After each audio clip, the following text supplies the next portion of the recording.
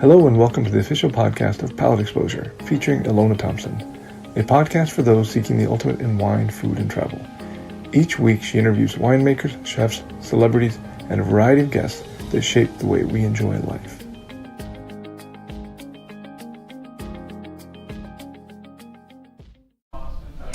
Hello, Ilona Thompson, Palate Exposure. I'm here today with Ian White, who is a vintner.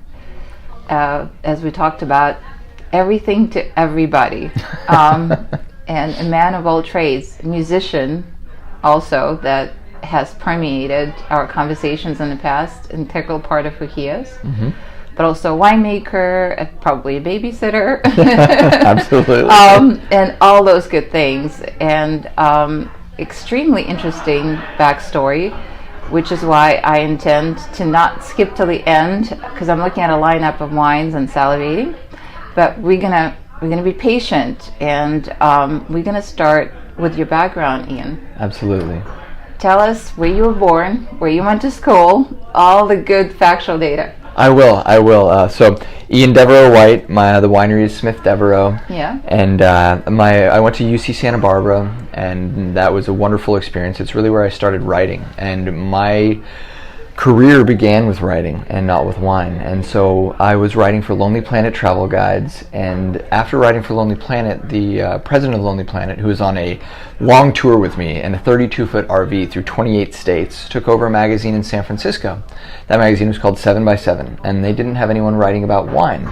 At that time, I had finished writing for Lonely Planet, and the reason is it's working for Lonely Planet's kind of like going on a million first dates and never getting to kiss the girl.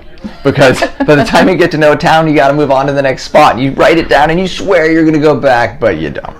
And so I had done enough of that. I'd seen enough. It was a wonderful experience, so I wanted to move on. So he said, you know what, why don't you write, well, I mean, you're going up to Napa all the time. We're both living in the Bay Area. Why don't you head up there and write about the wineries, write about the experiences for 7x7. I'll give you a stipend. And at the same time, I had started dating Ariana, who is now my wife. So I was up here all the time.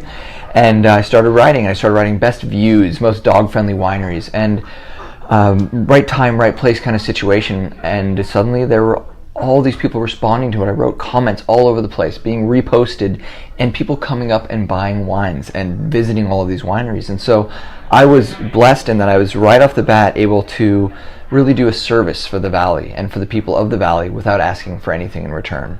And so as I traveled and wrote about Napa Valley, about Sonoma, about the people and places, and more than anything, the experiences, and also wine pairings and things like that, I became, a part of the community really quickly, because where I went, good things happened. People would use the driving service I wrote about. They'd go to Villa Dare because they heard the views were amazing, or Silverado Trail. And so that was how I was exposed to the industry. And I continued. I wrote for Edible, I wrote for Wine Enthusiast, and eventually, and am currently still, the wine director for San Francisco Magazine. And I was interviewing someone at the tasting room where you're sitting now, or actually it was 2 doors down at John Anthony Tasting Room, and he said, so you're a wine writer? And I said, well, I'm a writer. He said, how long have you been writing? I said, well, geez, I guess 12 years. He said, man, you've just been telling other people's stories for 12 years? Ouch. Yeah, I was like, and you, sir, are a bit of a jerk. But it got me thinking. And so I went back to a shared office I had with John Trouchard, and it was really his office, and I had a space there. And I said, you're always talking about, I hear you on the phone, you're always selling these grapes, and I know you farm this vineyard right in front of my house. I'm going to buy those grapes, and I'm going to make a wine. And he said, you are going to lose your shirt. This is a terrible idea. I was like, oh, this is just not my day. Oh, man. And then he said, I have a better idea for you. I am sick of selling these grapes, and we have all these wonderful grapes that I farm. Why don't we start a wine company? Why don't we start a winery, and we can get long-term leases on these vineyards. We'll do everything from farm to bottle, and we'll make a winery together. That way you're not just struggling through one vineyard or one wine at a time. Let's do this. Let's build this. And I jumped at the opportunity, and that began the company that is now Smith Devereaux. We had another name, and I won't go into that because that name is now defunct, but it included John. And so that was the beginning of the transition for me from writing about wine, is the majority of what I did, to actually participating in the making of wine. So which year was that you started writing for Lonely Planet? That would have been 2002, I think. 2003. Wow. So it's pre-blogosphere proliferation and the influencer onslaught. It was MySpace. Yeah, that was when everybody was still on MySpace. So no, blogging was sort of not something people were doing. It was certainly, when I was writing for Lonely Planet, it was the thorn tree, and the thorn tree was a very exciting thing because everyone traveling all over the world would post where their dentist is, or they had a great dental experience in Thailand, and people would then access that and won all these awards because it was people who were having the experiences writing. It wasn't just those of us who wrote for Lonely Planet writing about our experiences. We're of the experience. We're now writing from what we've done for people who are going to do it, but now it was other people contributing to the thorn tree who were having those unusual experiences in different countries. And so it did lead quickly in that time after Lonely Planet into things like 7x7, where everyone was getting their information online, and 7x7 was Soundbite. It was the source of information for San Francisco at that time, especially for the people who were millennials and slightly older than that. So I was very lucky in terms of the time frame that I was asked to do that, because there wasn't a lot of competition. I was one of those names that was out there writing online and actually getting reads. Not, I don't think, because of what I wrote or the way that I wrote, but rather because of the platform for which I wrote. 7x7 was an amazing funnel of information to the people of San Francisco who were wanting to take action on what they did, on what they read, rather. And so, it was the right place at the right time. If anybody's listening who is a journalistic professional, even a blogger, I think they're deeply jealous right now, because that space is so saturated. And you have made the most of it, which is pretty darn cool. Where were you born? I was born in Los Angeles, in Bel Air at Cedars-Sinai Hospital. It used to be a joke. I was the Fresh Prince of Bel Air, which ironically, or perhaps not ironically, but rather coincidentally, is where my wife, Ariana, was born a few months later. How about that? Yeah, and both of us ended up in the Bay Area together. And so, it's funny that we were born in the same hospital in the same town with families that lived in LA. And I grew up reluctantly coming to Napa Valley. My parents were members at Pine Ridge. They were members at Chateau Montelena, and so they'd bring me up here. And I remember at one point telling my mom, we were driving in the car, and I was bored as can be. I said, you know what, one of these days I'm going to live up here, and you know what I'm going to do? I'm going to tear some of these vineyards out and I'm going to have horses. There are no horses up here. We should ride horses and get rid of all these vineyards. Oh, that's too funny. Yeah, financially speaking, that would have been a huge mistake. And there are some horses around here, but can you imagine? Yeah, I'm just going to buy a vineyard in Napa Valley and tear it all down and raise That's a very interesting horses. thought process. Yeah. So you came here kind of against your will. Very much so. And then how did you wind up writing for Lonely Planet? Where was that transition? Luck and nepotism, to be perfectly honest with you. Okay. I had been doing quite a bit of writing for the newspaper in Santa Barbara. I was an English major and had very practical. Yes, I had done very well in that particular sphere, and I was bartending. I was doing a million other things in Santa Barbara, just trying to figure out who I was, and I was also getting out of a 6-year relationship, and I needed an escape. Lonely Planet was looking for a driver for their 32-foot RV on the Everywhere You Are road trip, which was the first of the major road trips where you stickered up a vehicle and drove it across as a promotional tour. Now, even Silver Oak did that with their water tower from their... I didn't know that. Yes, and so it's become a very popular thing. But then it was very custom, and so I applied for the job where my stepdad worked. He was working at Lonely Planet, and so I applied for the job. I had to learn to drive a 32-foot RV, so a lot of practicing. That's a fairly large vehicle.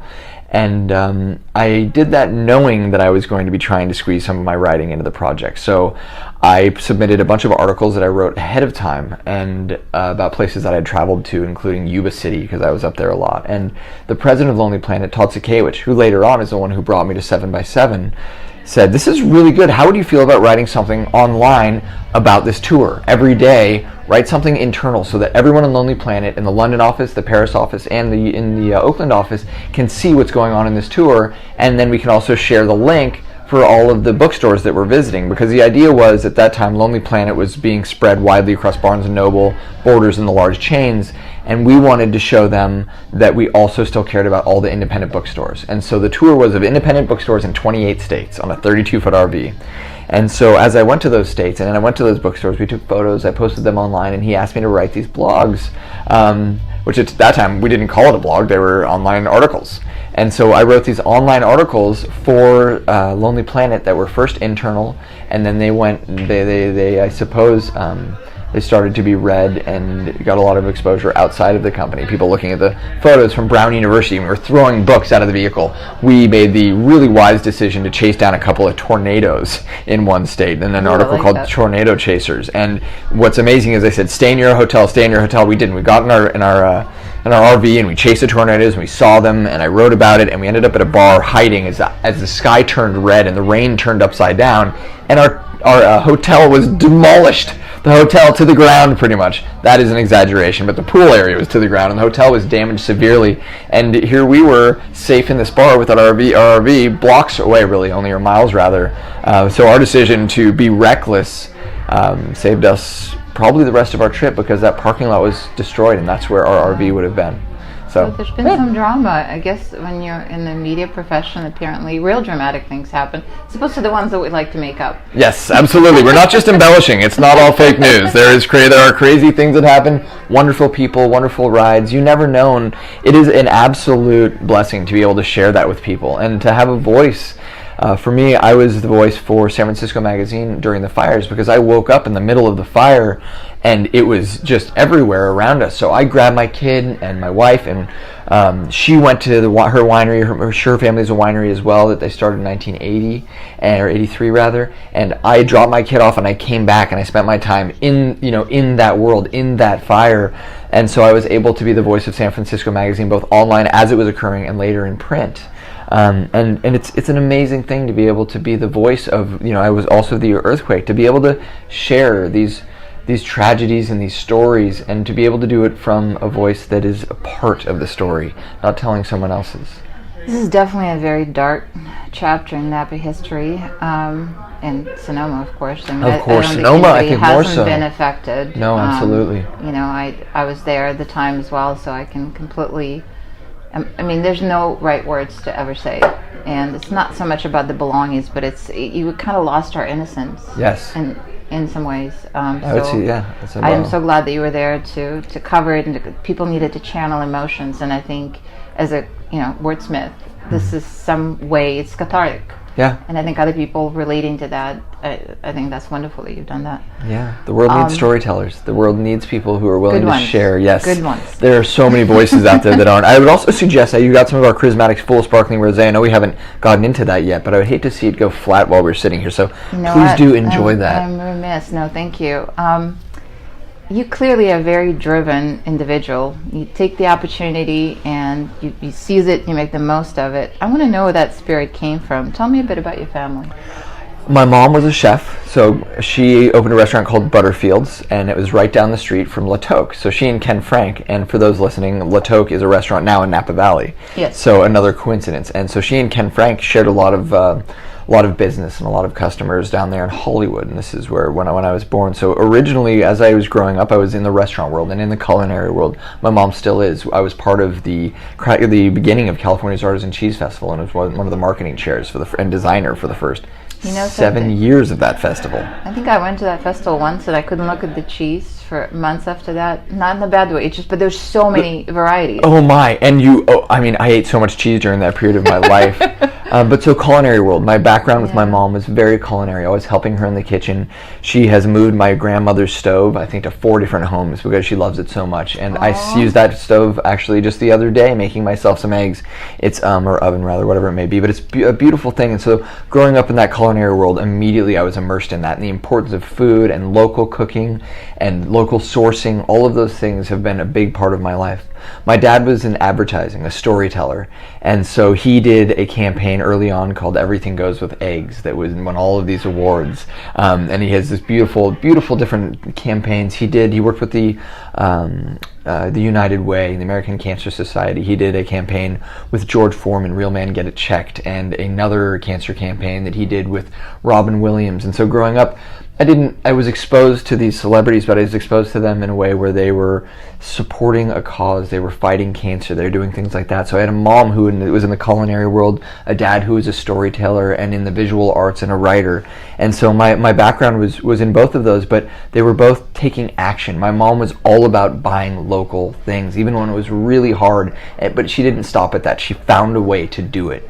And my dad, the same way, telling stories for Great America. You know, he knew that I loved An American Tale and Fievel, and he thought, if he speaks to my son, I'm going to get that kid to do an advertisement for Great America because he's going to connect with other kids. That voice of Fievel, that little mouse, if you remember the story, will connect with kids. And so he went after it, and I ended up hanging out with that kid, and he became friends with that dad. Later on, we loved the movie Clueless, and he said, I've got to get Alicia Silverstone into one of my ads because she is connecting with people in a way that nobody else is through this movie Clueless, and through this age of shopping, and yet also of kindness and development and exploration. And so he went after it, and he found Monty Silverstone, who was living in Marin and putting on plays. And man, I think we must have seen Oliver 11 times before my dad finally met Monty and was able to develop a relationship and say, I have to tell you, I've loved these plays. I'm here because I want to talk to you about your daughter. And ultimately, Alicia never was in an advertisement. My dad did develop a wonderful friendship with Monty. I ran into Alicia actually not long ago at a restaurant. I said, our dads were friends. And she's like, no kidding, what was your dad's name? And so, while not always a success in the things he tried, nor was my mom, they always went after it. They saw an idea, they saw something that was important to them, and they did everything they could to make it happen. And they tried to bring in a charitable aspect. And so, my upbringing, I saw all of that, and I think that I owe a lot to not just their successes, but also their failures, because I have had far more failures than I have had successes in my life recently as well. And, it's such an amazing experience to be able to fail and then learn from it and find a way to succeed. And even if you don't succeed in that same way, or even in that same industry, to be able to take that lesson and bring it to something else. And that's what my parents brought to me, I think, more than anything, that and hopefully a sense of humility. Well, between those two powerful examples, you really didn't have a choice other than, those are really extraordinary. And when both parents are so driven in their own way, and before it became populist rhetoric, the whole farm to table, now everybody's farm to fork or something. I know, something. And the fact that he actually was so creative, you know, in how he sought those relationships and connections, and so driven. Yeah. No wonder you are where you are, because clearly when the opportunity presents itself, it's up to us what to do with it. Yeah.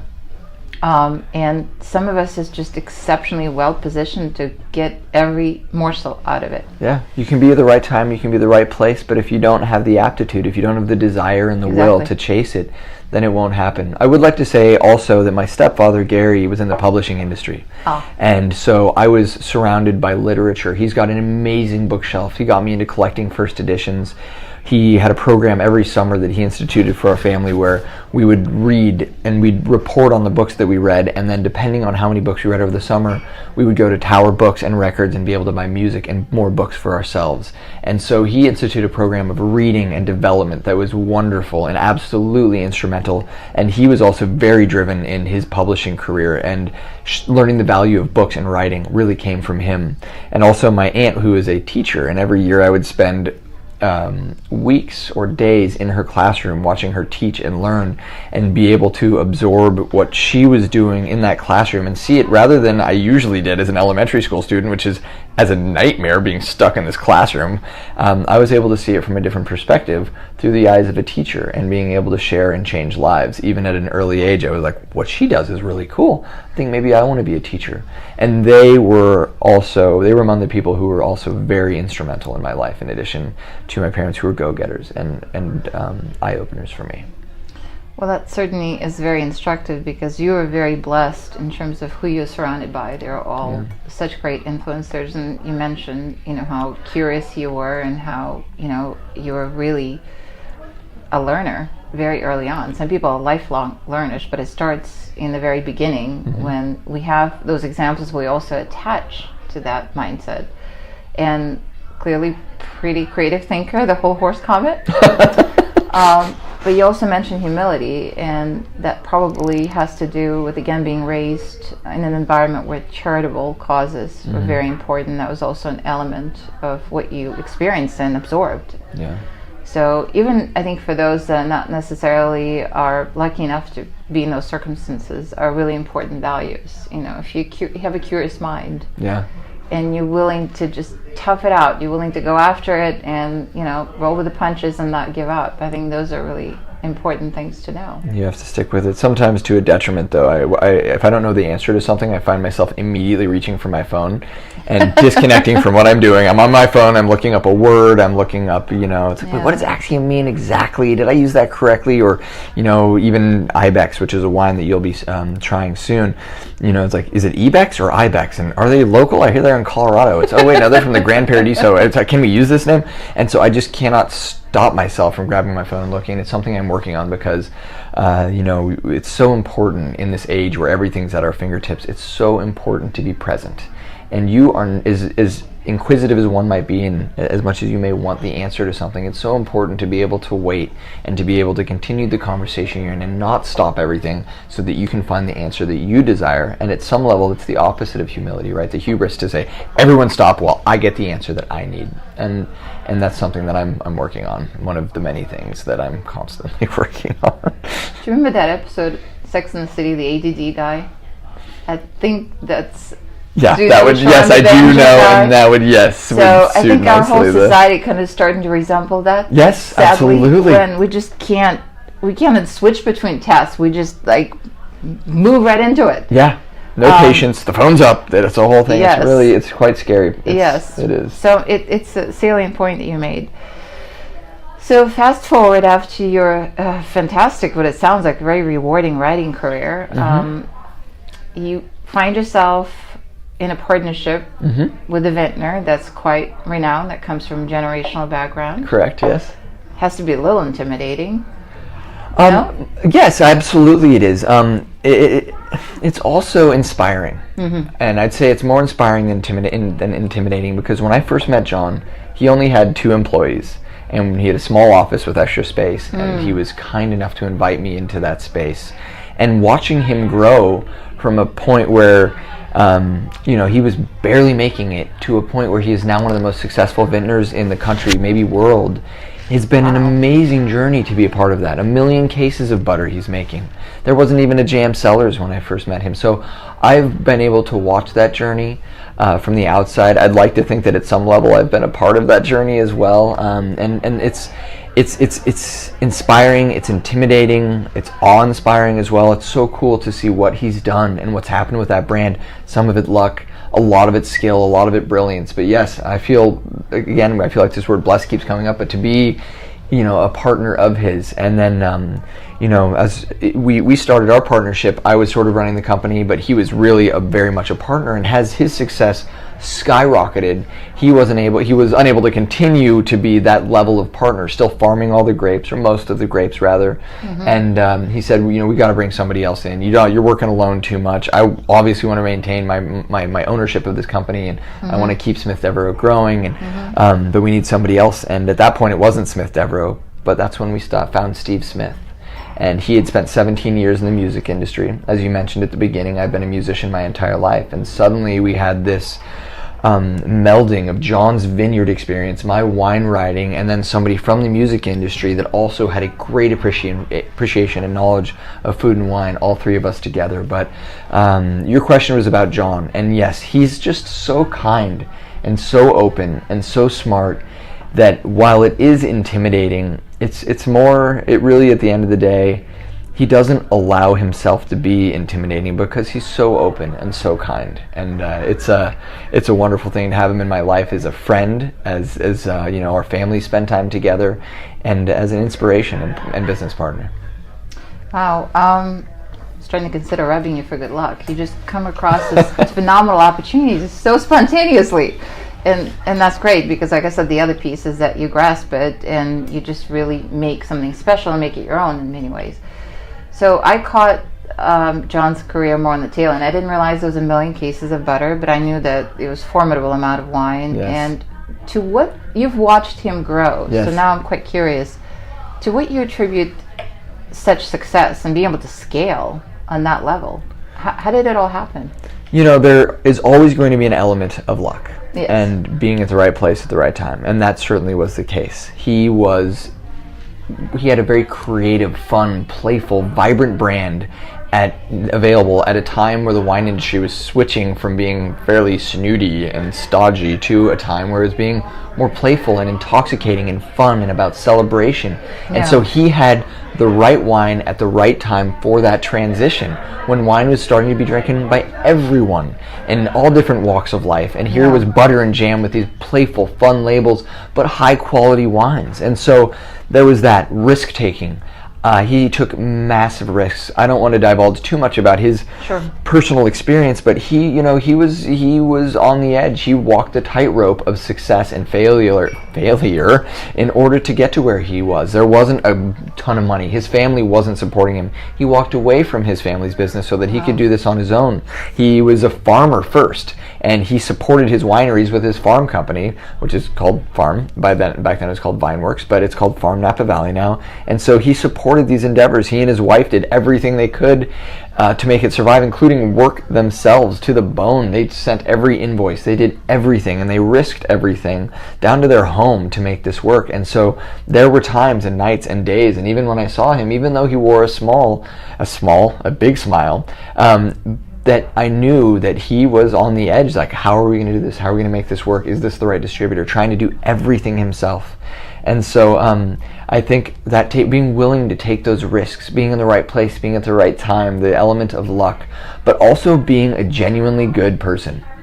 He was kind, and he is kind, and he's giving, and he does things for the right reasons. He can be myopic sometimes. It's like, hey dude, back over here. That decision you just made, you're going to create waves, and it's going to wash this whole thing away. And he's like, oh my goodness, I did not thank you for bringing that up. And he will realize that the waves he's creating are going to have an impact or a negative impact, and he'll stop, even if it is obviously going to have a profoundly positive impact for his business. He will stop if it's going to have even a small negative impact often for others. And I think that kindness and people seeing that, you want people like that to succeed. You want people who are kind and giving and thoughtful and generous to succeed. Right place, right time, right brand, and right person. Wow. That all sounds, again, fantastic, because when people become successful, I'm not saying success changes them, but there's different dynamics. And the fact that he retained that spirit, and the fact that he is exactly what you described, and you're partners with him. And I think it's not just a halo effect at all. It really is more about surround yourself with somebody that you want to be around. People that are quality. And that's a big part of how I define success. It's something I'm really working on. I find myself often being hard on myself, because here in Napa Valley there's so many successful people and so many beautiful cars and expensive homes and all these other wonderful things, and I find myself saying, what have I done wrong that I don't have those? Why is it that my business partner is so successful, and all these people that I spend time with have endless amounts of money and time and freedom and all these other things that I thought for so long that I really wanted, and then I realized that I truly love this pursuit. And it's not as though I'm not chasing success, but what I realized is that for me at least, and something that I guess I'm still working on, is that success can only be found within. From within. And so while my company, we only make 6,000 cases of wine, and you've been very kind about my writing when I've been able to do, but I haven't written a book, and I only make 6,000 cases of wine, and I'm barely paying myself at this point, because we're putting everything back into the company. But it's a beautiful thing to have my name on the bottle. The whole Devereaux family, they're all wine club members, and they send me photos. We have this, we have this sense of community and a sense of self and identity and authenticity. Authenticity is so big for me, and so I found success in those ways. And I do hope that all of that, and hopefully what I do at a philanthropic level, will also translate into the kind of success John has seen. But I'm struggling just like everybody else, and I'm enjoying the struggle, and I'm enjoying the chase. The conclusion of this interview can be found in the next podcast, already available for your download. Thanks again for tuning in to the official podcast of Palate Exposure, featuring Ilona Thompson.